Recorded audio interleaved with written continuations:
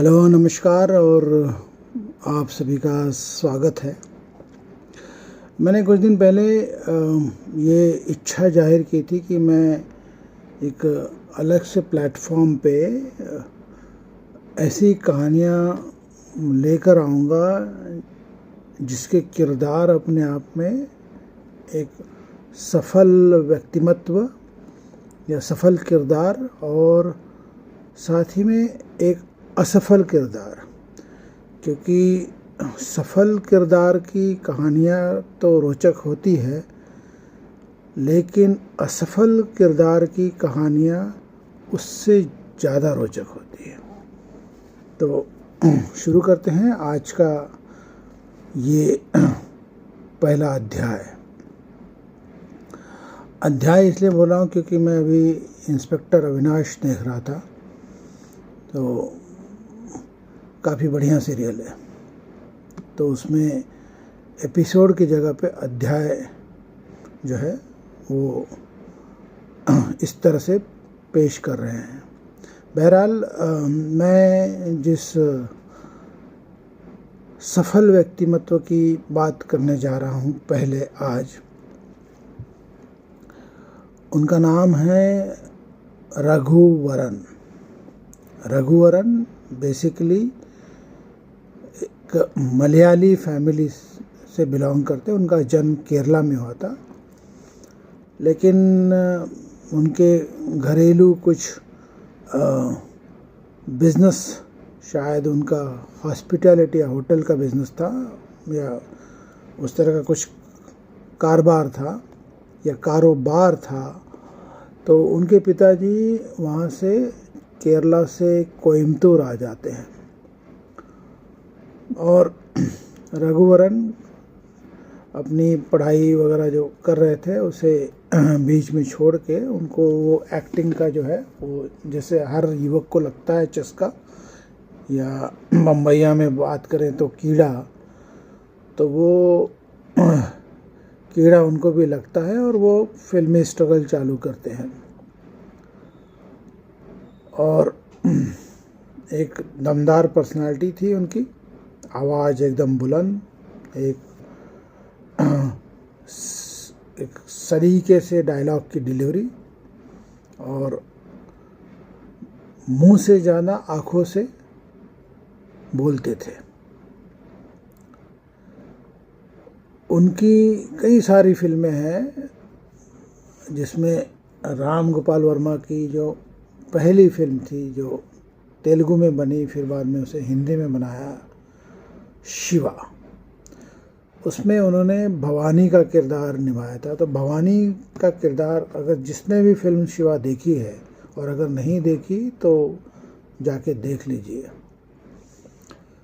एक जो सब्टल रॉनेसनेस और एक जो उनकी आँखों में वो एक भयावह दिखता है, उनकी आँखों में वो जो डर दिखता है सामने वाले के लिए, जो सामने उनके किरदार खड़ा होता है तो उनकी आँखों से ही शायद वो पतलून पीली कर दे, इस तरह का उनका वो एक उन्होंने अपना एक किरदार बनाया था। उसमें वो अपने आप को उन्होंने पिरोया था। उसी तरह से उनका जो एक्सप्रेशन, बॉडी लैंग्वेज, हाव भाव, मूवमेंट्स और डायलॉग की डिलीवरी, और डायलॉग से ज़्यादा साइलेंस में बहुत बोलते थे, आँखों से और फेशियल एक्सप्रेशन से।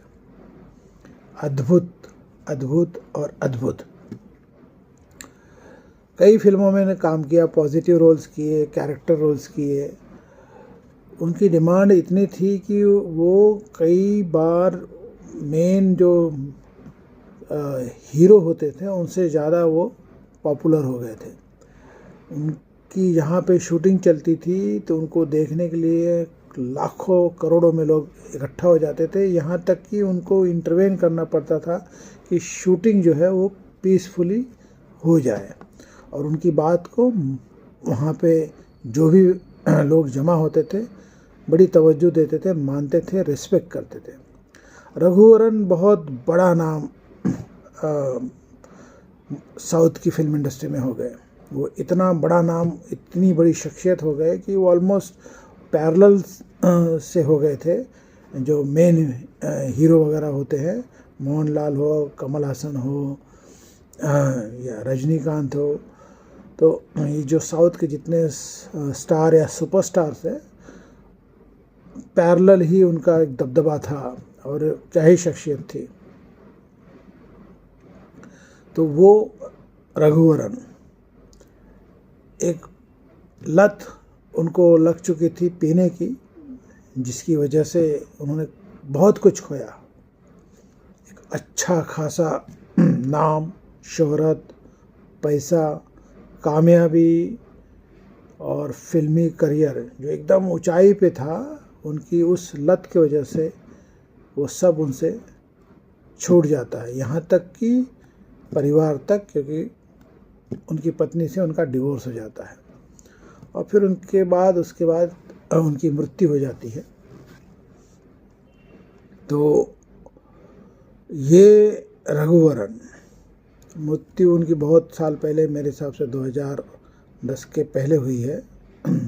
2008, 9, 10 के बीच में, मेरे को एग्जैक्टली मालूम नहीं, लेकिन कई साल हो गए उनको जाने। लेकिन उनके जाने के बाद भी जब कभी भी उनकी फिल्में लगती है, तो जो फिल्मी स्टूडेंट है, जो आर्टिस्ट बिरादरी का है, स्ट्रगलर है, फिल्म मेकर है, एक्टर है, टेक्नीशियंस है, रघुवरन ने निभाई कोई भी किरदार किसी भी फिल्म में अगर मतलब देखने को उनको मौका मिल जाए तो वो उससे चूकते नहीं, क्योंकि वो उस लेवल की शख्सियत थी और उस लेवल का सक्सेस था। आप गूगल कर लीजिएगा, पता पड़ जाएगा क्या थे रघुवरन। तो ये सक्सेस का पैमाना उन्होंने बहुत कम उम्र में देखा और वो एक बुरी लत से सब ख़त्म हो जाता है। अब आते हैं ये सक्सेसफुल किरदार है। अब आते हैं वो शख्स जिसे उतना सक्सेस मिला ही नहीं जबकि वो डिज़र्व करता था।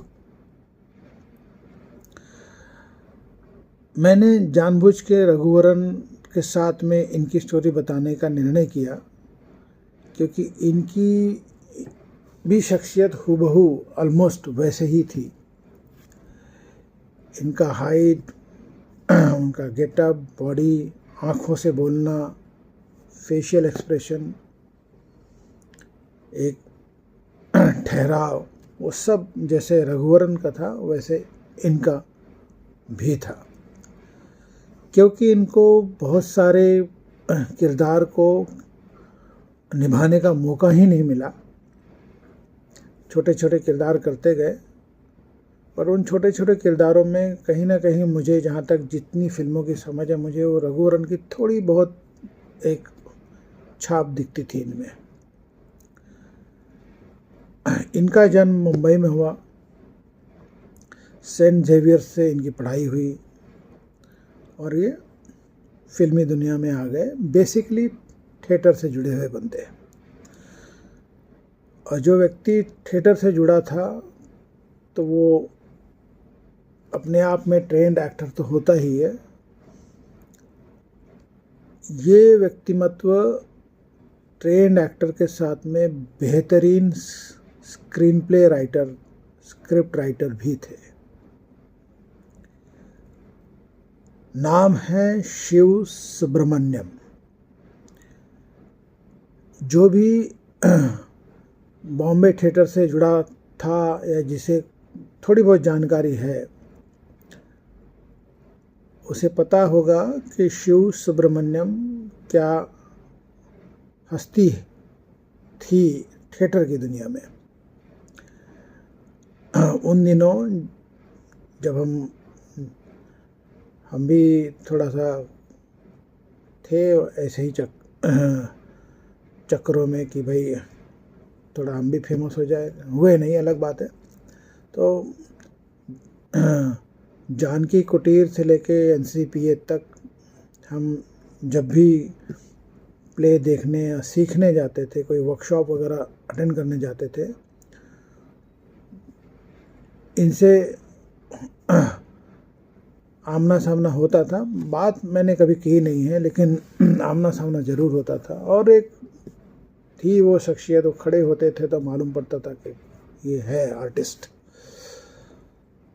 उनका जिक्र इसलिए कर रहा हूँ क्योंकि वो बहुत महीन, बहुत बेहतरीन, बहुत ही अव्वल दर्जे के स्क्रिप्ट राइटर थे। अवार्ड्स भी मिले हैं उन्हें। तो जिन फिल्मों की स्क्रिप्ट या स्क्रीन प्ले उन्होंने लिखा है, उन फिल्मों का मैं ज़रा आपको नाम ही ले लेता हूँ। परिंदा, हज़ारों ख्वाहिशें ऐसी, जिसमें स्क्रीन प्ले लिखा है। 1942 अ लव स्टोरी, खास ज़्यादा करके ये सुधीर मिश्रा और विनोद चोपड़ा के साथ जुड़े थे। चमेली, कई फिल्मों में काम भी किया, टीवी सीरियल्स में काम किया। परिंदा, 1942 अ लव स्टोरी और कुछ एक और चुनिंदा फिल्मों में उन्होंने छोटे छोटे किरदार निभाए। याद करिए वो सीन, अनिल कपूर और एक सामने बैठा हुआ शख्स एक होटल में बंदूक की ट्रिगर दबाते हैं, जिस पे वो संवाद है, वो परिंदा का वो सीन, और याद करिए आप। तो शिव सुब्रमण्यम बहुत ही ऊंचे दर्जे के theatre artist, actor, playwright और one of the finest script और screenplay writer, basically writer. लेकिन उनको उस लेवल पे सफलता नहीं मिली। वो नाना पाटेकर के साथ में प्रहार में भी थे, नाना पाटेकर के साथ में परिंदा में भी थे, आगे कई सारी फिल्मों में काम किया। 1942 लव स्टोरी में किया, मेरे हिसाब से चमेली ने में किया, इस रात की सुबह नहीं, हज़ारों ख्वाहिशें ऐसी में संवाद वगैरह लिखे। तो कंट्रीब्यूशन बहुत बड़ा है शिव सुब्रमण्यम का। उनकी शादी हुई एक और बेहतरीन अदाकारा थिएटर से जुड़ी दिव्या जगदाले से, जो इंदौर से बॉम्बे आती है, एक्टर बनने की कोशिश, लेकिन बेहतरीन प्ले राइट, एक्टर और थिएटर आर्टिस्ट। अगर आप गूगल करोगे तो आपको पता पड़ेगा शिव सुब्रमण्यम की क्या, उनकी जो शख्सियत थी पूरी, जो उनका जो फिज़िक था, उनकी जो बॉडी थी, उनका जो प्रेजेंस था, और रघुवरन आप कंपेयर करो तो जो सफलता रघुवरन को मिली कम उम्र में, उतनी सफलता शिव सुब्रमण्यम को नहीं मिली। हालांकि शिव सुब्रमण्यम की पारी लंबी थी। उनका देहांत 2022 में हुआ, 10 अप्रैल 2022। लेकिन कंट्रीब्यूशन थिएटर की जगत में बहुत बड़ा है। सफलता उतने लेवल पे नहीं मिली। आज तो शायद थिएटर की दुनिया में भी उनके बारे में कम ही चर्चा होती, शायद भुला ही दिया गया है उनको, ऐसा मेरा मानना है। अगर नहीं हुआ रहेगा तो अच्छी बात है।